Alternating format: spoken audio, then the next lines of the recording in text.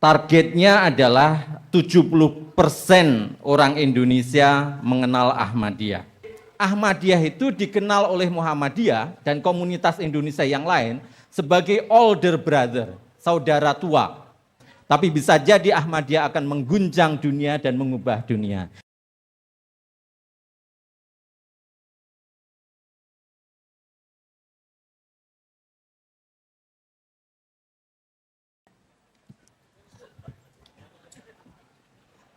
Assalamualaikum warahmatullahi wabarakatuh.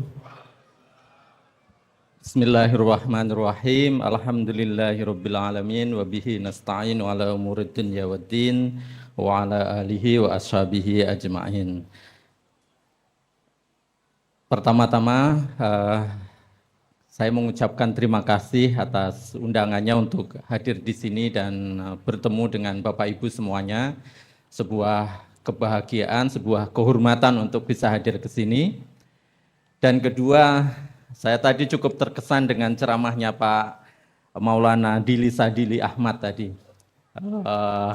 Yang saya kira mengingatkan kita kepada gaya ceramah dan juga yang biasanya disampaikan oleh Kang Jalaluddin Rahmat. Dan temanya kebetulan tentang tasawuf ya Pak ya. Tentang yang tadi disebutkan tentang bagaimana mendekatkan diri kepada Allah dengan rindu, selalu ingin dekat dan bertemu dan kemudian ridho dan senang kepada Allah dan sebagainya. Dengan materi yang biasanya disampaikan oleh Kang Jalal kalau ceramah, tetapi dengan gaya yang sepertinya mirip dengan Ustadz Abdul Somad. Atau Gus Baha gitu ya. Jadi apa yang disampaikan meskipun kritik, tapi kita tidak merasa tersakiti kayak gitu kan ya kalau mendengarkannya gitu. Selain mendapatkan kritik dan kita tidak merasa tersakiti, yang mendengarkannya saya kira juga akan merasakan dibangkitkan lagi keimanannya kayak gitu kan ya. Dibangkitkan lagi kedekatannya kepada Tuhan dan diajak untuk sering ke masjid gitu ya Pak Ustadz Maulana Dili Sadili dan sebagainya. Jadi saya merasa sangat senang dan bersyukur bisa mendengarkan apa yang disampaikan oleh Maulana Dili Sadili Ahmad tadi. Ada beberapa hal yang ingin saya share kayak gitu ya, ingin saya sampaikan kepada Bapak Ibu.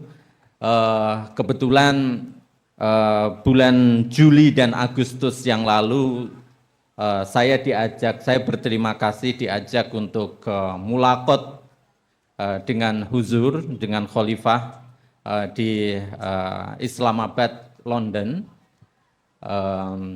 Sebetulnya itu bukan mulaqat yang pertama atau kedua, itu adalah yang ketiga. Yang pertama dulu di Singapura tahun 2013, kemudian yang kedua bersama dengan jamaah dari Indonesia, diantaranya Pak Lukman Hakim Saifuddin dan sebagainya, mulaqat sekitar tanggal 31 Juli tahun ini di Pak yang tempat Hadikotul Mahdi ya. Ya, di Hadikotul Mahdi di London. Terus kemudian yang ketiga pada tanggal 2 Agustus yang lalu di Islamabad, London itu ya. Saya ingin mengulang apa yang disampaikan oleh Huzur pada pertemuan atau mulaqat yang dilaksanakan di Islamabad tersebut, yang saya kira sesuai dengan tema menuju 100 tahun Jemaah Ahmadiyah yang tertulis di atas ini. Dan pesannya adalah dalam menyambut 1 abad Ahmadiyah di Indonesia, Huzur menyampaikan bahwa targetnya adalah 70% orang Indonesia mengenal Ahmadiyah.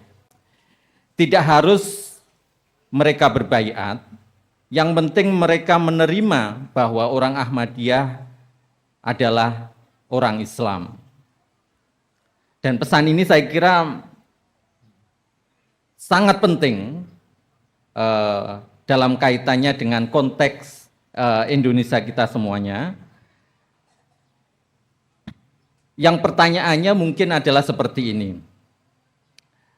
Pertanyaan pertama itu, berapa persenkah orang Indonesia yang saat ini sudah mengenal Ahmadiyah?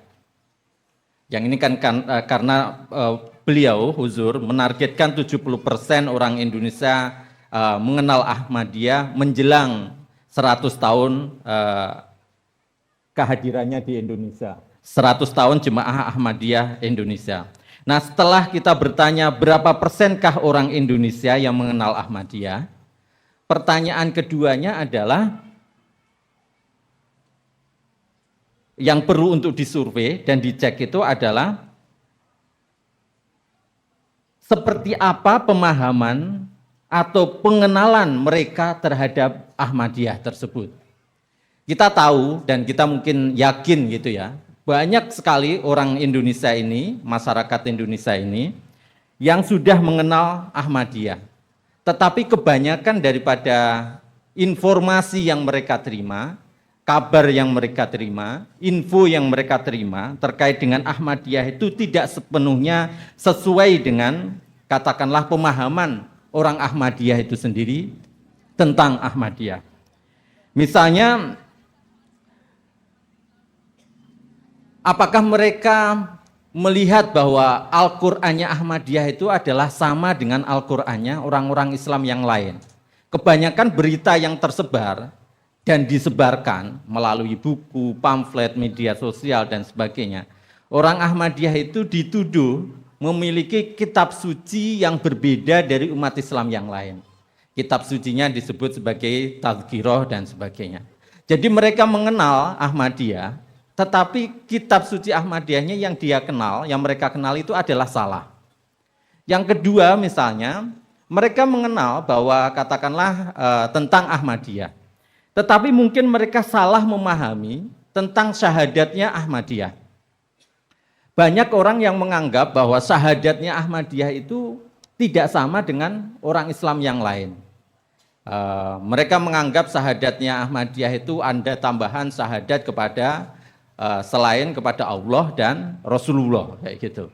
Dan kesalahan ini bukan kemudian minta dikoreksi, tetapi terus-menerus diperkuat, terus-menerus diperbesar, disebarluaskan, sehingga pemahaman itu menjadi semakin yakin dengan kesalahannya tersebut itu bukan sebagai kesalahan.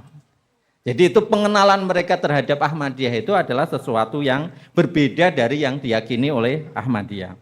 Yang ketiga, selain kitab suci dan syahadat, mereka juga berpikir bahwa hajinya orang Ahmadiyah itu bukan di Mekah dan di Madinah. Hajinya itu kalau nggak di London, ya di Qadian, kayak gitu.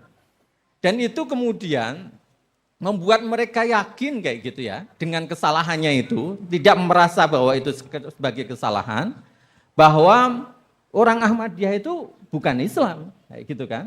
Jadi mereka mengenal Ahmadiyah betul, tetapi pengenalannya itu adalah sesuatu yang salah, kayak gitu.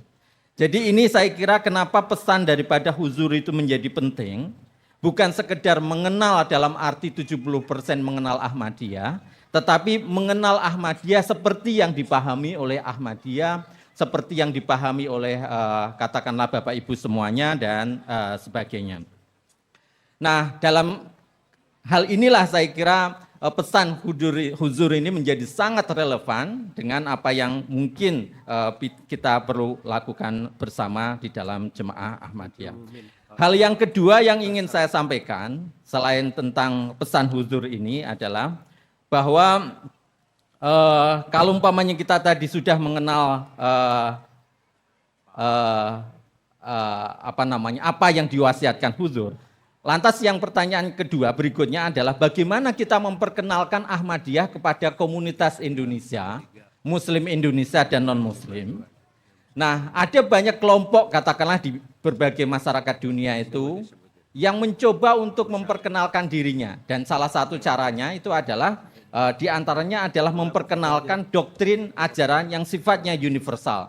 Nah, saya kira banyak sekali ajaran-ajaran dari Ahmadiyah itu yang mungkin tidak dimiliki oleh kelompok Islam yang lain yang bersifat sebetulnya universal, yang terus-menerus perlu untuk diajarkan. Salah satunya adalah misalnya doktrin tentang love for all and hatred for none. Saya kira ini sebuah ajaran yang sangat penting yang mungkin kelompok Islam yang lain itu tahu tetapi tidak mengkonsepkan dengan sangat menarik seperti yang disampaikan oleh Ahmadiyah. Hal yang kedua yang barangkali bisa kita lakukan di dalam Ahmadiyah dalam kaitannya memperkenalkan Ahmadiyah kepada komunitas Islam yang lain untuk dengan mudah diterima, itu adalah kembali menjadi produsen ilmu pengetahuan seperti pada masa-masa awal Ahmadiyah dulu. Jadi kalau umpamanya kita membagi periodisasi daripada Ahmadiyah, saya sebagai orang luar mencoba untuk melihat tentang periodisasi Ahmadiyah itu ya. Pada periode awalnya itu kan berada di dalam anak benua India yang masih belum terpisah antara Pakistan dengan India. Nah di situ kita akan melihat mulai dari Huzur dan kemudian Khalifah pertama, Khalifah kedua, produksi pengetahuan yang dilakukan itu sangat banyak. Buku-buku dari Huzur itu sampai berapa, Maulana? Lebih dari 70 ya, 80 ya. 80 dan kemudian Khalifah yang pertama, Khalifah kedua dan sebagainya. Dan itu menjadi referensi penting dari komunitas akademik dan termasuk agama-agama yang lain yang ada di dunia. Bapak Ibu, kalau umpamanya saya ingin menyampaikan satu di antara tulisan yang saya buat dan diterbitkan di jurnal internasional, itu adalah seperti apa pengaruh daripada Ahmadiyah di awal abad 20. Jadi Ahmadiyah itu dikenal oleh Muhammadiyah dan komunitas Indonesia yang lain sebagai older brother, saudara tua. Karena pertama keberhasilannya menyebarkan Islam ke dunia Eropa, menarik masyarakat-masyarakat di dunia yang lain. Dan yang kedua adalah kemampuan Ahmadiyah menjadi role model, menjadi model bagi umat Islam yang lain dalam kaitannya dengan memproduksi ilmu pengetahuan, dalam kaitannya dengan katakanlah menyebarluaskan dakwah ke berbagai komunitas yang berbeda, dalam kekuatannya katakanlah berdialog, berdebat dengan masyarakat yang sangat luas. Nah, ini adalah sesuatu yang sangat universal yang perlu untuk kemudian digali lagi, saya kira oleh Ahmadiyah untuk menjadi pintu-pintu memperkenalkan Ahmadiyah kepada komunitas yang sangat luas. Nah, pada akhir mulaqat saya yang kedua dengan Khalifah, saya menyampaikan satu hal yang menjadi harapan kayak gitu ya. Semoga nanti bisa disampaikan lagi kalau umpamanya Bapak Ibu bertemu dengan Khalifah. Yaitu salah satu kesuksesan program daripada Ahmadiyah itu adalah yang tadi disebutkan misalnya Wakafinu gitu ya. Wakaf bacanya bagaimana Pak? Wakafinau kayak gitu ya. Dengan menciptakan mubalik-mubalik dan wakaf-wakaf dari orang dalam bentuk menjadi dokter dan sebagainya kayak gitu ya. Nah, yang kami sampaikan waktu bertemu dengan Khalifah itu adalah bagaimana katakanlah Ahmadiyah kembali menjadi pionir di dalam pengembangan ilmu pengetahuan dengan mengkopi skema dari Wakafinau itu dengan memproduksi Abdus Salam baru di seluruh dunia. Dengan begitu, maka Ahmadiyah pertama secara ilmu pengetahuan menjadi kebanggaan seluruh umat Islam. Yang kedua, terus menjadi pionir di dalam pengembangan pengetahuan bagi masyarakat dunia. Dan ketiga, ini akan menghapus stigma, stereotip, prejudis diantaranya terhadap Ahmadiyah. Atau paling tidak kalau tidak menghapus, mengurangi tentang peran ya, anggapan-anggapan yang tersebar di masyarakat tentang Ahmadiyah tersebut. Insya Allah saya kembali terakhir mengutip apa yang disampaikan oleh Maulana Dili Sadili. Kalau sekarang saja misalnya dengan apa yang dilakukan oleh Ahmadiyah bisa menggetarkan dunia, bagaimana kalau umpamanya Ahmadiyah kembali menjadi pionir pengetahuan, memproduksi pengetahuan, dan kemudian katakanlah menjadi pionir di dalam gerakan-gerakan kemanusiaan secara universal. Pasti bukan hanya menggetarkan dunia, tapi bisa jadi Ahmadiyah akan mengguncang dunia dan mengubah dunia. Sekian dari saya, terima kasih. Assalamualaikum warahmatullahi wabarakatuh.